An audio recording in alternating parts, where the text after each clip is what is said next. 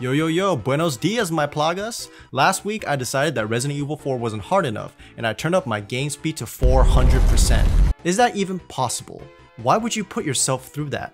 Is what an intelligent, hardworking citizen would say. Well, good for you guys, I'm extremely depressed and my critical thinking skills were never my strong suit. So let's go over the rules of this challenge run. 1. The game's timescale must be set to 400% at all times, unless there was a section of the game that I found impossible or the game simply soft-locked or crashed on me. 2. Complete the game on New Game Professional difficulty. That means no Armored Ashley, no bonus items like the Infinite Rocket Launcher or the Gas Mask to give me free aim assist, and no DLC weapons like the Skull Shaker. It's like playing the game for the first time. 3. I'm allowed to use every single piece of tech or glitch known to mankind, but mainly just the scope glitch. 4. I'm using a mod called REframework, which allows me to display my stats such as my in-game time as an overlay in my game. It also gives me enemy health bars and damage values. Very useful to anyone trying to get a better understanding of this game. This is also the mod that allows me to set the timescale to ×4. 5.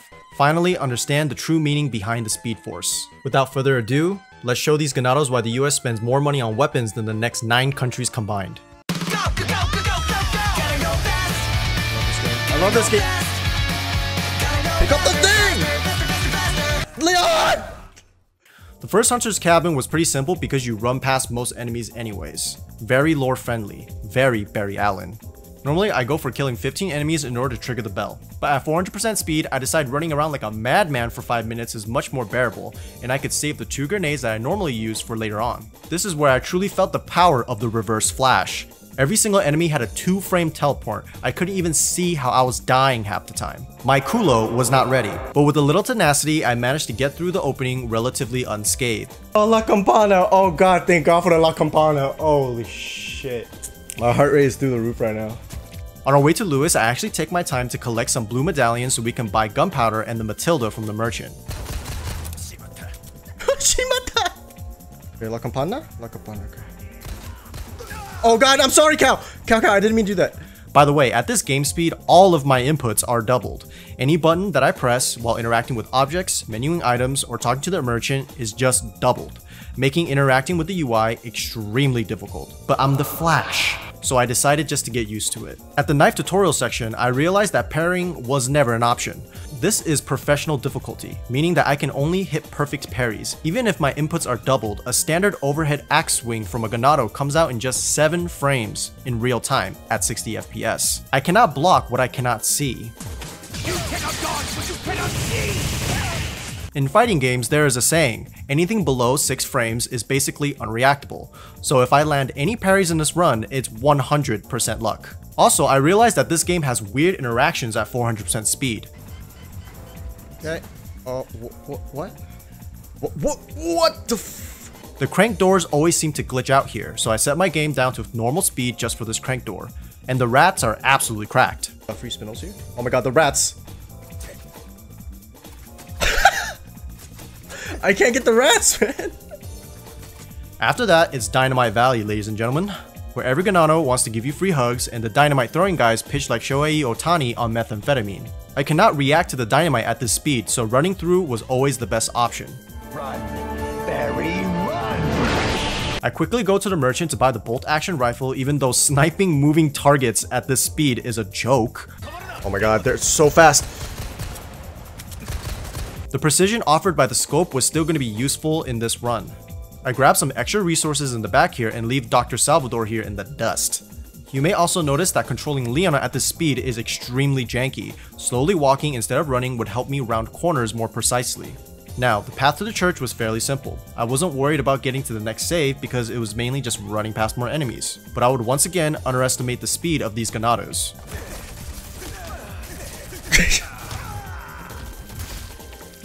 I would also underestimate the speed of the mutant dogs. Oh, should I kill the dog? Should I kill the dog? Let's kill the dog. Okay, I couldn't even see that. Oh my god, they're so fast. Now the fishy fish farm. I usually grab the medallions at the fish farm while running through, but this time I opted to skip them for safety. I did not want to deal with the bullhead that turns into a human Beyblade. I'm out. I'm fucking out, dude. I'm out as fuck. Now this is where I hit my first big wall. I mean, it's really big. The Dalago fight is generally pretty simple at normal speed, but at 4x speed, the debris around the lake comes at you at light speed, usually before you've had a chance to turn the camera around. Oh god. Oh god. What? What is happening? Oh my god. There were also some very strange interactions here. Whoa! What? I spent more than an hour on this fight, but I didn't want to break my first world this early into the run. But just when I was about to give up, he was right in front of that. I couldn't even see that.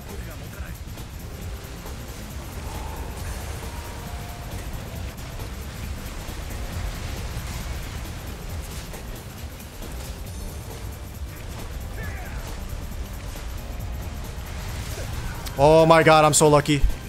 I think he might be almost dead. Oh! I managed to land my 35 harpoons to finish up chapter 3. The next section is mainly running around the lake and collecting goodies like the golden chicken egg for the Salazar boss fight. Very breezy section with absolutely no deaths.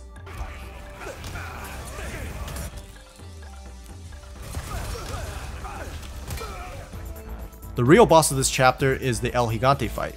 I tried out the fight a few times just to strategize. A few things to note. Hitting the plagas on his back would be hard but not impossible, but I had to wait for him to be stunned on the floor before I attempted any shots. Kiting him was no problem, but I couldn't properly react to his jump slam or his grab attack. I would just have to tank it. My strategy was to fill him with pistol rounds to get the plagas to spawn, and then toss a flash grenade in order to do a massive 2000 damage to his health bar, and then burst him down with sniper rounds until the wolf appeared. Oh yeah, we always rescue the wolf in every run. The wolf actually does good damage to him, and he also stuns the El Gigante long enough for us to get a lot of sniper rounds off. I finish him off with 2 well-placed grenades, and after an hour and a half, another score for Barry Allen. Next up, we meet up with McDonald's Ashley. Since she's way too thick for us to catch her, we are using the scope skip to leave her behind in the church while we make our way to the cabin. Remember, Barry Allen can technically phase through walls, so this skip is very lore friendly. The cabin. Our second big wall. I grinded this section for nearly 2 hours. I got close in some runs, but I wasn't able to get the bullhead to spawn in most cases. Precise aiming was just not really an option when Ganados would just instant transmission into your Kula. Where did you come from, bitch? Grenades, attachable mines, flashbang, shotgun blasts were not enough to staunch the flow of blood. I gave it my earnest try for 2 hours until I found a skip involving the scope again that allowed me to clip into the balcony fence. Now, I've never used this skip before. Killing the Ganados was always the fastest option. Using the skip, we had to wait a mind-numbing 8 to 10 minutes for Ashley to move her fat ass to let me and Lewis out of the cabin. But at 4x speed, this wait was much more bearable. After 2 minutes, Ashley hauled that thick ass to save the day, and now we are up at the Chainsaw Sisters. Okay. Damn, Ashley. Dude, she can't even fit on it, she's too thick. I tried exactly once to hit the 4 necessary headshots with my rifle to kill the long sleeve sister. Then I said, fuck that. Attachable mine cheese we go. The attachable mine damage scales with upgrades, but I want to save my money for the riot gun. But nonetheless, the 5 attachable mines we found in the church was enough for me to get her health down to a point where 1 sniper shot was able to kill her. But that's a lot of damage. She's dead, she's dead. I run back to the safe to reset their AI and pick the enemies off one by one. And now we have the chase sequence from Mendez. It's not too hard, just make sure McDonald's Ashley keeps up. Damn, Mendez is so strong. After that, we are definitely taking the Mendez boss fight skip here at light speed. He has 2 phases and a lot of health. There is no need to expend resources here. What's up, bro? I guess your tap dancing days are over. And after 8 hours in real time, Barry Allen has finally reached the castle. Just as I say that.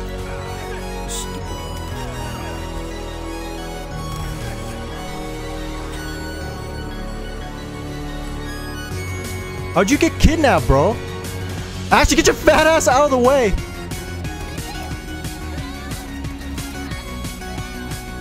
What are you doing, dude? Stop! Oh my god. Whoa, what is that, Ashley skin? Bro, I don't know what you're talking about. Dude, she's fine. She looks fine to me, man. I don't know what you're talking about, bro. You should get your eyes checked. The catapult section was pretty standard. I hid in safe spots while picking off catapults via fire barrels. I put the cannon to work, then I scope skipped my way into the water hall section. Actually, your fat ass is getting in the way, bro. Oh my god, the water hall. Another huge wall. I was able to get the first half of the water hall pretty safely using the standard strategy of one flashbang for the second crank. And flash, son. What the flash, dude? I'm Barry Allen. I'm the fastest man alive. But the second part of water hall where you have to defend Ashley is where I really started having problems. At 400% speed, I was having trouble managing the enemies at the bottom. Guys, I think this is possible. At 200%. What are you doing? What are you doing? Normally you can just ignore them while strafing left and right, but it really wasn't an option. After an hour, I turned my gain speed down to 200% because I deemed it impossible at max speed. Just a skill issue, I guess. Hayaku! Hayaku! Guys. I was elated nonetheless. Now, welcome to the stage. You know him. Go Big Red.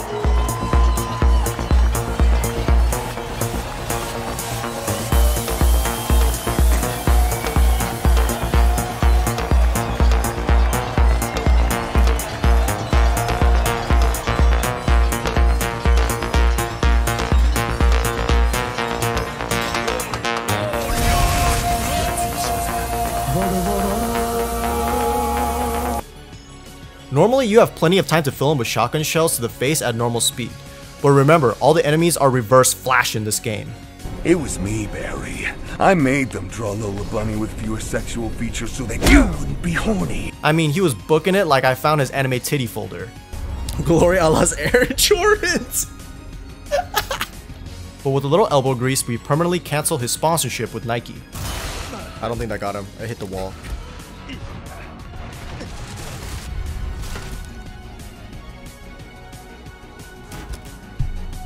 Next up, we have the battlements. I wasn't too worried about the battlements because we can skip a large section of this level with just 2 grenades. That's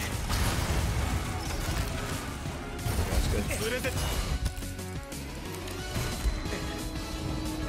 I think it's it. Yep. And duck behind this. Yep.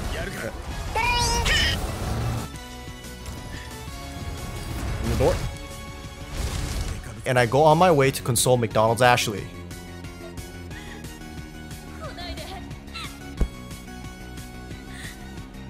Oh my god, you can't even see her hands. Just don't get hit. Yo, Joseph, I'm gonna ban you again, bro. Next up, the maze section can be done consistently if I was just patient enough to line up all my shots on the dogs and flashbang the zealots that are taking Ashley away. I got it on my first try. Did she make it? Yes, she made it. Let's go. It worked. The first 2 heads of the Chimera puzzle are easy to get. The gallery is made easy with 1 grenade or 1 flashbang, and there are no enemies in the dining room. The Armaduras were my real concern. I cannot snipe them or parry them properly at this speed, but I also cannot rely on Ashley to stun the Armaduras either. As you can see, they only remain staggered for around half a second. I decided a combination of sniping them, Ashley's lantern, and a well-timed flashbang was enough to finish the fight. And the Ashley section is super easy and I definitely did not die here.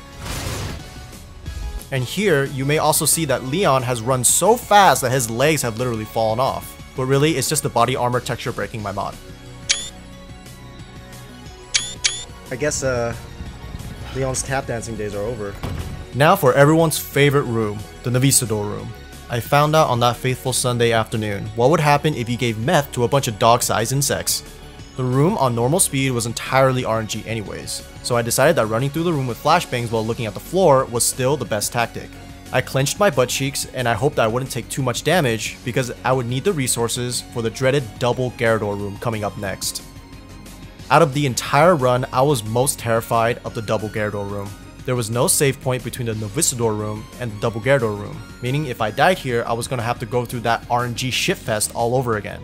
So, you're trapped in a medium-sized room with several enemies who are on meth, plus 2 Wolverines that are also on meth. Well, actually, that's just normal Wolverine. But what Salazar doesn't know is that I have the power of God and anime at my side. I did it on my first try using 4 heavy grenades, another score for Barry Allen.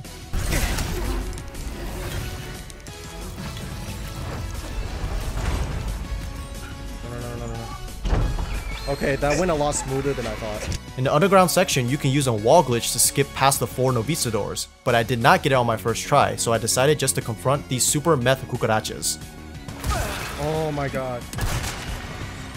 The Verdugo can be made easy either with a rocket launcher or using the scope trick to clip into the wall. I opted to use the scope trick so I could save resources and money for later bosses.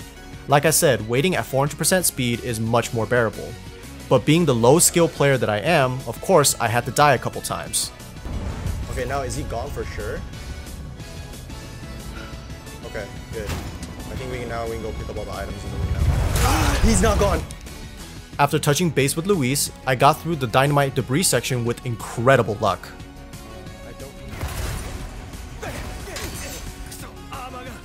Pick it up. What the fuck is happening? I don't even know how I got through that without a flashbang, but I don't give a fuck. I'm out. The double El Gigante section was simple enough, although the timing was tighter for the trapdoor to work. The strat was simple, flashbang the naked one, and shoot like a madman at the back of the armored one, and then we were home free. So chapter 11 was not made to be played at 400 speed. The minecart section was just 1 hour of me banging my head against the wall. Whether the crossbolt guys hit you is 100% RNG, so you are required to kill every single one of them. I couldn't even make it past the first section. And there was no save point between the first cart and the second cart.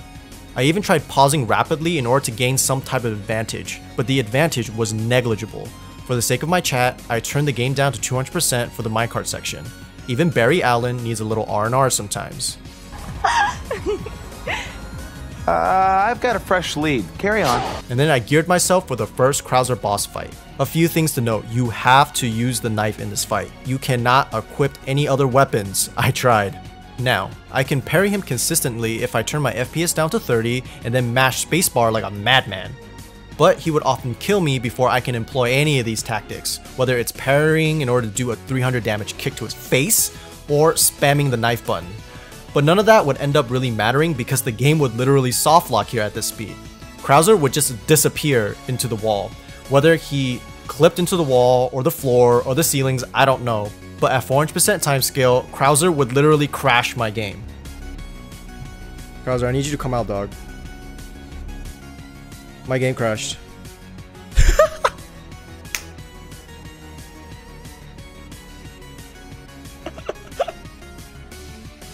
This soft lock occurred way too consistently. How dare the developers not consider people who would want to play their game at 400% speed? Shaking my head right now, so inconsiderate. I was forced to turn the game down to normal speed, and I got him on my first try.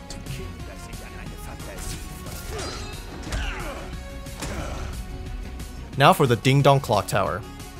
I knew that my sniper rifle was going to be useless at this speed, so I opted for high fire rate and crowd control. I picked up the Matilda and the Striker just for this section. The plan was simple, leave all the enemies around the staircase in the dust. Once we started the elevator, the Matilda would be for the ones on the ledge, and the Striker would be for those who dare enter my safe space.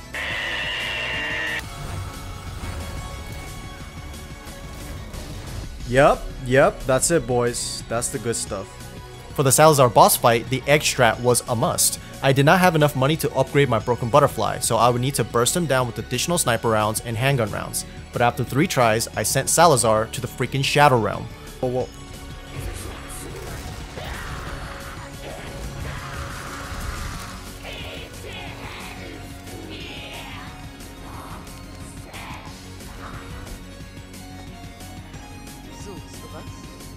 Damn! And now the island. I wasn't too worried about the island because of all of the skips that could be employed in this final act of the game, but we're here for the real coked up Spaniard experience. All the soldier granados have more health, more body armor, and they are faster and more aggressive than their village counterparts. So I needed Leon to fucking leg it, mate. The regenerator section was made easy with the scope glitch that glitches me into the wall. But of course, they tried to give me free hugs too. He keeps trying to push me out.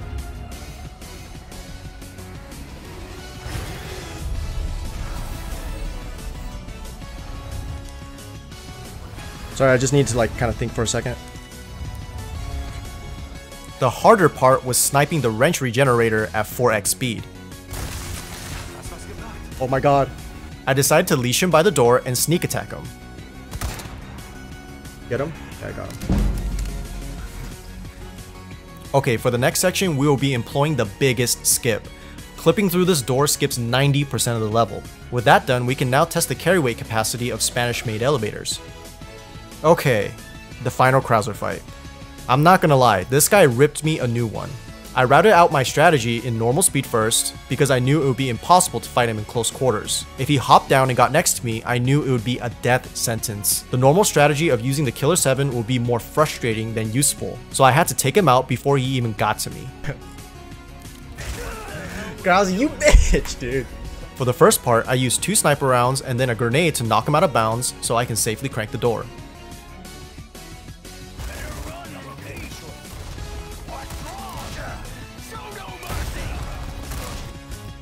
Did I shoot? I shot his explosive arrow out of the air. Yeah, I sniped it, but it was also like luck. I did not do it intentionally. But that's really cool that interaction can even happen though. Luckily, there's a save point before the final confrontation. Now to dodge all the explosive arrows. For the third part of the Krauser fight, I nuked him with 3 heavy grenades and then used his own landmine to take him down to 1 health to trigger the next cutscene. Now, you find out why I didn't buy the rocket launcher for Verdugo, because I wanted to save the money so I can use the rocket launcher on Krauser. Grab me, grab me.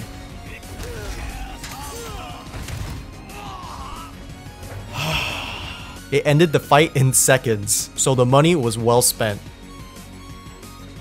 All that practice paid off. All the practice paid off. We're getting close to the end, guys. It's the war room, aka Mike goes brrrr. This section was already an RNG fest at normal speed, so I decided just to YOLO and turn myself into a human flash. Bang. With amazing luck, we managed to push it to the end and say goodbye to Mike.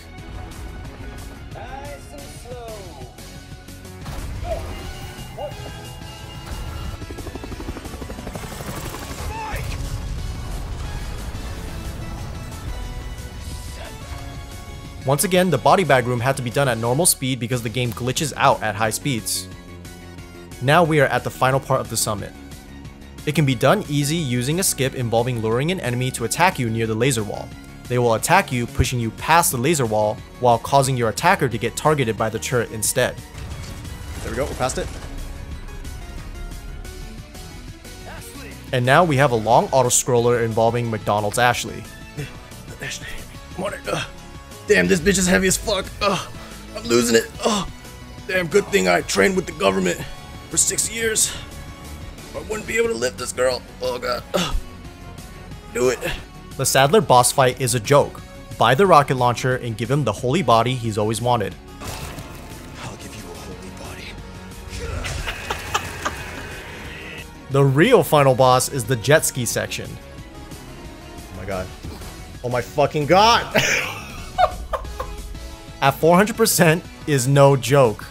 Double inputs and double hit registrations galore. Debris would send me flying into the walls, and I couldn't take my time navigating because I only had 1 minute and 30 seconds divided by 4 to get out of the cavern. I gave it my earnest shot, but it was more hilariously glitchy than difficult. I turned my game speed down to 300% and I was able to get it in a few tries. I gotta watch out for that one in the middle. Okay, and then this way first. Okay, and then all the way to the No, this is not good.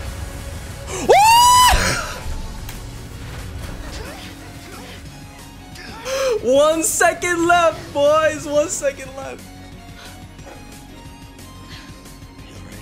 I'm not sure that was insane.